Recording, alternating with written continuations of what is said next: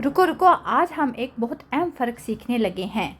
Italian में क्या बोलने के दो तरीके होते हैं। कब कि कोज़ा बोलते हैं और कब कोज़ा सिर्फ कहना चाहिए। Che cosa? क्या क्या चीज़? Che cos'è questo? ये क्या है? Che cosa stai cercando? आप क्या ढूंढ रहे हैं? Che cosa è successo ieri? कल क्या हुआ था? Che cosa preferisci mangiare? आप क्या खाना पसंद करेंगे? Cosa? क्या? Cosa fai? तुम क्या कर रहे हो? आप क्या कर रहे हैं? Cosa è successo? क्या हुआ? Cosa significa questa parola? इस लफ्ज़ का क्या मतलब है? Cosa vuoi dire? तुम्हारा क्या मतलब है? आप क्या कहना चाहते हैं?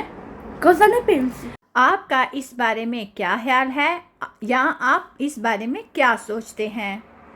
मज़ीद ऐसी यूज़फुल इटालियन वीडियो देखने के लिए मेरा यूट्यूब चैनल सब्सक्राइब करना मत भूलें। आप मुझे ये बताएं कि अगली वीडियो किस टॉपिक पर हो। तब तक के लिए अल्लाह हाफिज़।